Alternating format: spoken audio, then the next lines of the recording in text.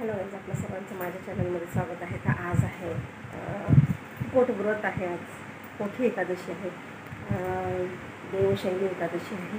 त्याचं महत्त्व आज खूप आहे. सगळेजण उपवास करतात. आणि जिथे आपल्या पांडुरंगाचं किंवा विठ्ठलाचं दर्शनाची आतुरतेने वाट पाहणारे जे भक्त आहेत किंवा जे संत आहेत, त्यांची जी लागलेली ओढ आहे ती आज पूर्ण होणार आहे.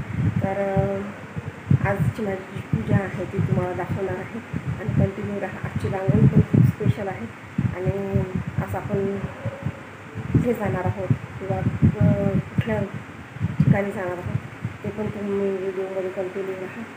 आणि आजची पूजा जी आहे ती सगळ्यांसाठी खूप खास आहे. प्रत्येकजण आपापल्या ठिकाणी जी पूजा आहे ती करत असते. तर चला, परत एकदा सगळ्यांना श्री स्वामी समर्थ, रामकृष्ण हरी. आणि आज रांगोळी पण खूप खास आहे. जे व्रत आहे त्या व्रताची रांगोळी आहे आणि रांगोळी पण साधी सिंपल आहे. तर तुम्ही कशी पण कुठलाही कलर घेऊ शकता जो आपण मेन रांगोळीवर काढणार आहोत किंवा रांगोळी त्यावर काढणार आहोत. तर इथे मी नेव्ही ब्ल्यू कलर घेतलेला आहे. तो सर्वात जास्त देवाला आवडतो. श्रीकृष्णाला म्हणा किंवा पांडुरंगाला म्हणा एकच आहे. तर तो रंग घेतलेला आहे. आणि टिळा जो आहे तो ऑरेंज कलर घेतलेला आहे, ज्याला आपण अष्टगंध किंवा बुक्का आपण लावतो देवाला, तशा प्रकारचं केलेलं आहे. आणि ते नाव टाकलेलं आहे. आणि टिळा आणि जो ध्वज आहे किंवा आपण पताका म्हणू शकतो त्याचा रंग मी ऑरेंज कलर ठेवलेला आहे. आणि आजूबाजूला सुंदर, जसं आपण देवाला तुळशी पत्र आवडते तसंच थोडीशी तुळशीचे पानं वगैरे मी केलेले आहे. तर आजची रांगोळी पण खूप सोपी आहे, तर तुम्ही पण काढू शकता. तर कंटिन्यू राहा व्हिडिओमध्ये आणि रांगोळी नक्की सांगा कशी झाली ती. हॅलो गाईज, आपल्या सर्वांचं माझ्या चॅनलमध्ये स्वागत आहे.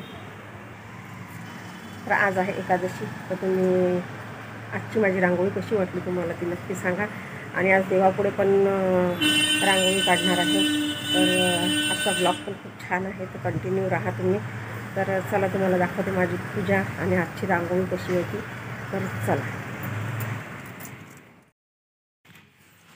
उपवास म्हटलं की देवाची पूजा आलेली आहे आणि इथे मी बाकीची सगळी देवाची पूजा केलेली आहे. देवाला उजवलेलं पण आहे आणि दया दुधाने आपल्याला देवाचा अभिषेक करायचा आहे. तर इथे मी मूर्ती घेतलेली आहे आणि इथे दह्याने दुधाने तुम्ही पंचामृताने कशाने पण देवाचा जो अभिषेक आहे तो करू शकता किंवा आंघोळ करू शकता देवाची.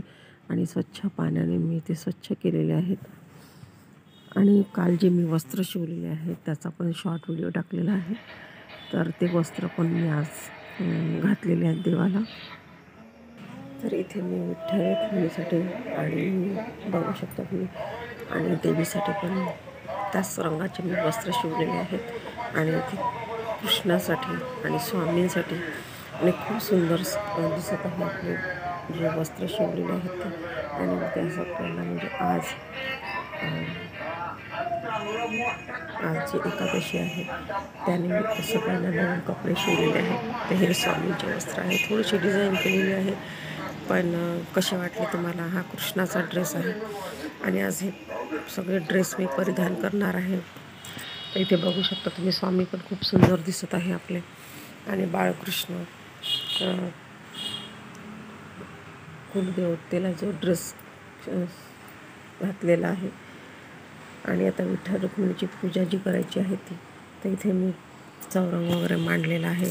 रांगोळी पण आपल्याला काढून घ्यायची आहे. तर इथे बघू शकता तुम्ही, अशा प्रकारे मी ठेवणार आहे. पण मग आपण जेव्हा पूजा करतो तेव्हा ते मग चांगलं दिसतात. तर हे इथे धोती आणि वरचं टॉप जे आहे ते, आणि देवीसाठी पण वस्त्र खूप छान शिवलेलं आहे. तर कसं वाटलं नक्की सांगा. आणि आज माझी जी विठ्ठल रुक्मिणी आहे, जे आपल्या महाराष्ट्राचे कुलदैवत आहे, आणि मी विठ्ठल रुक्मिणीला आज प्रत्येक अशा प्रकारे सजवलेलं आहे. फुलांनी विठ्ठल रुक्मिणीचं पत्रांनी पूजा केली जाते आणि व्रत मांडलं जाते, व्रत केल्या जाते, आज एकच रंगाचे उपवास वस्त्र केले घातलेले जाते. आहेत, ते पण नवीन. चातुर्मास आजपासून सुरुवात होते चातुर्मासांना. आणि सगळे बघू शकता तुम्ही छोट्या मुलांची सगळं व्रत आहे, पालखी आणि छोट्या मुलांची पण आहे आणि मोठ्यांची पण आहे. अशी एकादशी व्रत. तर इथे छान मुली लेझिम वगैरे पण खेळून राहिलेल्या आहेत आणि पालखी पण आहे. आणि यांच्याच मागे मग प्रत्येकाच्या घराजवळ मंदिर वगैरे राहते, एरियामध्ये मंदिर राहते. तर एकादशीसाठी निमित्त जेव्हा एकादशी असते तेव्हा पालखी काढल्या जाते. कार्तिक एकादशी म्हणा किंवा आषाढी एकादशी म्हणा. तर इथे बघू शकता बाया पण आहे मोठ्या मोठ्या आणि दिंडी आणि पताका, ध्वज, विण्यावाल्यांचं स्वागत केलं जाते. तर शाळेमध्ये पण मुलांना त्याचं महत्त्व पण सांगितलं जाते आणि त्याच प्रकारे त्यामुळे मग मुलांना पण उत्साह येतो. आणि आता इथे आहे मोठ्यांची जी दरवर्षी 2 वेळा पालखी काढण्यात येते. एकादशीला फिरवल्या जाते. तर बघू शकता तुम्ही असा जो सोहळा आहे एकादशीचा तो आमच्या इथे संपन्न झालेला आहे. आणि आता इथे भजन वगैरे बाया होतात. 2 तासांनी गाणी, एक लहान मुलांची आणि एक मोठ्यांची.